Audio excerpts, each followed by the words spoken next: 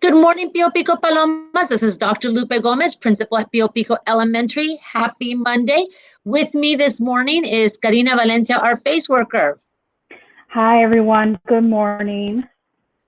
So we're excited. We have a lot of information that's helpful to both students and parents, so make sure you view the whole video. So let's go ahead and get started. We have a lot of birthdays in May, and you all seem to have around the same birthday date. So I'm so excited to say happy birthday to Allison and to Anna and Alexa and Jacob. All of you are celebrating your birthday on May 3rd. Wow.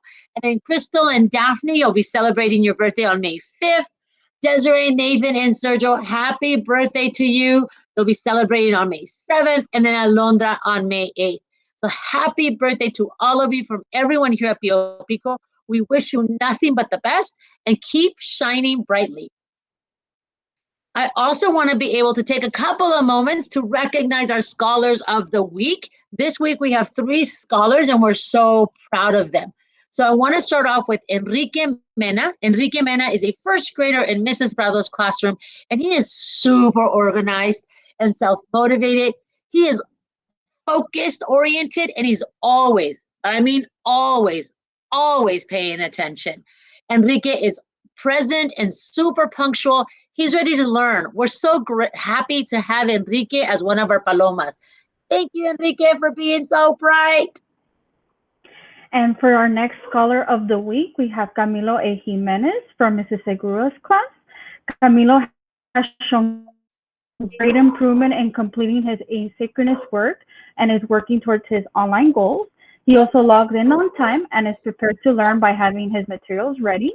And Camilo also enjoys learning and participating in class discussion. He does a great job asking for clarification and sharing his understanding. So great job, Camilo. Yeah, I love those little eyes, Camilo. We miss you guys. And last but not least, we have Joanna Sanchez from Mrs. Mojaro's class. Joanna is a very enthusiastic learner and is one of the very first students to sign into the class. She's always ready to learn and completes all of her assignments. She consistently demonstrates the scholarly attribute of exercising her intellect, right? She exercises her brain, especially when she has to solve challenging math problems. Joanna takes pride in her achievements and she challenges herself to do her best work. And the good thing about Joanna, if I haven't said enough about her, is that she's an awesome role model. She shows us perseverance and diligence every single day. So way to go, Joanna. We're so proud of you. So we said happy birthday to our students and we celebrated our Scholars of the Week. And so now we have Karina who's going to be sharing some really important information for our parents. Thank you, Dr. Gomez. So some of the information I want to share revolves around data confirmation support. So for the month of May, I will be offering appointment times for parents who need to come in person. These times I'll be offering is on Tuesdays and Fridays. Tuesdays, I will have appointments available from 10 a.m. to 12 p.m. and on Fridays from 12:30 p.m. to 2:30 p.m. So if you need assistance with completing your data confirmation, this would be the time for you to come in and I can help you with this. Remember, this is very important because current students and new pre-enrolled students in our district are required to complete this registration process online on your Aries Parent Portal account. I will be sharing with you a message on Parent Square where you can select your appointment times to meet with me. So please make sure you look at that information on Parent Square and select the time that best works for you. And if you have any questions about data confirmation, please give me a call at my number 657-253-0818. Thank you, Ms. Valencia. It's really important that we have all parents participating and we're completing in our next Monday morning message. We'll be giving you guys percentages and numbers of how many people we've had completed the process and how many we still need to go. Okay, so students, listen up, right? Pay attention and we're gonna listen. This whole kind of couple of weeks, we've been focusing on the skills for learning because we know that we're all learners and we all need to learn the skills to best learn. And the more that we practice those skills for learning, the stronger that our brains will become, the stronger our brains become, the better we're able to learn, right? And so we know that listening is important, as well as focusing attention, as well as being assertive and being able to ask for the support that you need. But one of the strategies also that's a skill for learning is using self-talk. So we're going to talk about a little bit more this morning, and what does that mean? So um, self-talk is an important skill, and that basically means that you're talking to yourself, right? That means you can either speak to yourself in a quiet voice, or you can just speak to yourself in your head. That means no one else is listening to what you're telling yourself, right? And it can help us. It can help us to stay focused and to make sure that we're on task. So think about what self-talk you might use if you were trying to remember the directions your teacher gave you. So think about it. So what am I going to say? My teacher just gave me some directions. What would be the self-talk that I can tell myself, right? Maybe something that I can do is repeat those directions to myself to make sure that I'm understanding them, right? So remember to use self-talk today and during this whole week to help you stay focused and on task. So those are our skills, right, that we have to learn. So, focusing attention, listening, being assertive, and using self-talk. And so make sure that you're using all these strategies throughout the day as you're engaging in the conversations with your teachers and you're learning online. I also want to remind you that self-talk is going to be an important strategy to use while you are taking assessments, right? I've said this before, but it's really, really important. We're finishing up the school year with assessments to figure out exactly where our students are at and figuring out ways that we can best support you so that you continue growing and learning, right? But in order for you to be prepared, not only for your class, but also for the assessments, you need to have a scheduled bedtime routine. Make sure you're going to bed early. Stop all electronics 2 hours before you go to bed.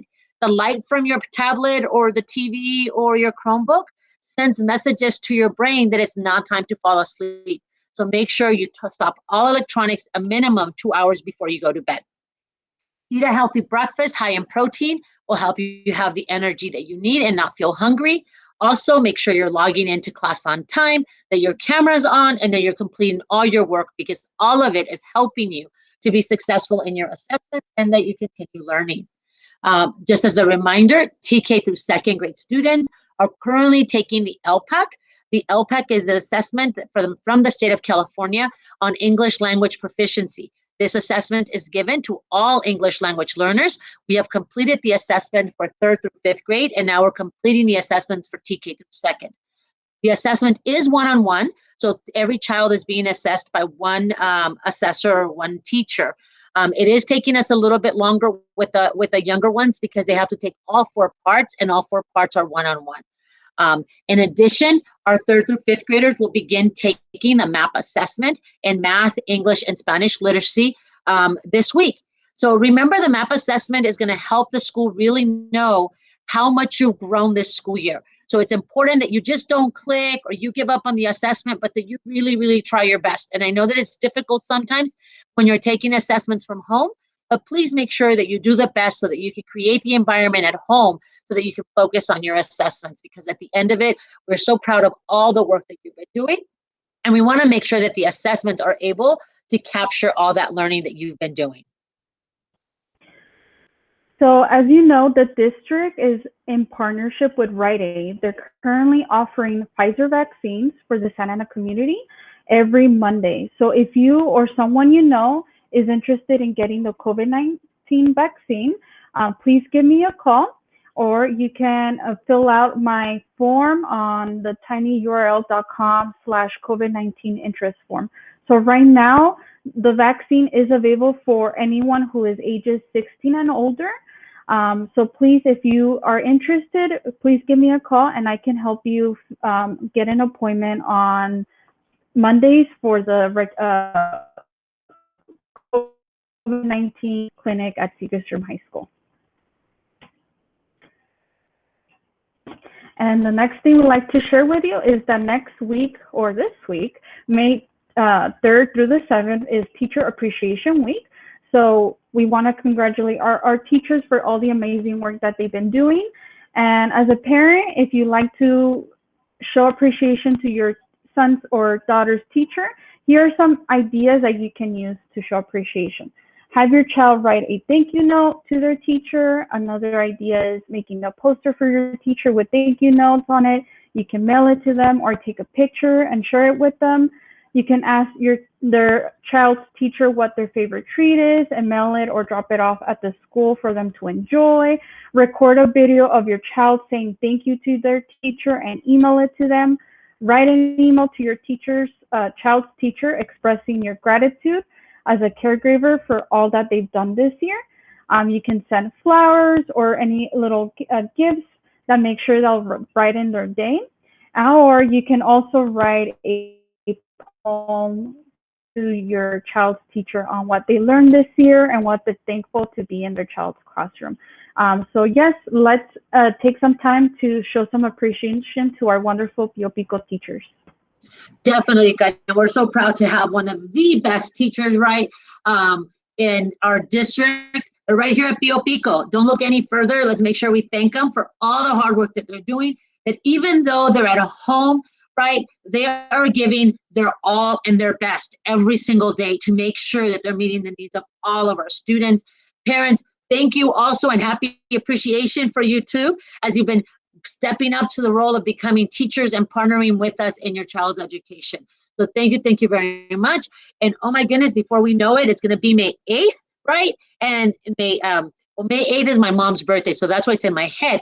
But really, May 9th will be Mother's Day, and then May 10th, we also know it's Mother's Day. So we're so happy, so many celebrations in so many ways we can be thankful for everyone in our school community. So I want to remind you that Pio Pico is so happy to be able to partner with our community in educating our children, and we can't do this without you. I want to remind you that we are still accepting registration packets for our students for the following school year. So if you're interested, all you have to do is email Rocio, or you can call her and then we'll help you. The process is really easy. Remember, we are a dual language school, so students learn Spanish and English. It's not the Spanish that you learn to kind of talk to grandma or to an uncle or to a cousin, right? It's going to be academic Spanish. And there is high rigorous standards in both Spanish and English. And we make sure that our students develop social cultural competence. So a dual language education is important for all of our students. And so we strongly believe it. And we feel that we do have a strong program. So we are happy to receive new students and to continue educating our existing students. And I think that's it for this Monday morning message. Let's have a great week. Karina, any last thoughts? No, just thank you for watching this video, and I wish you all a wonderful week. And pretty happy Mother's Day to all the wonderful Pio Pico mothers out there. Definitely. Happy Mother's Day. Adios, people. Bye.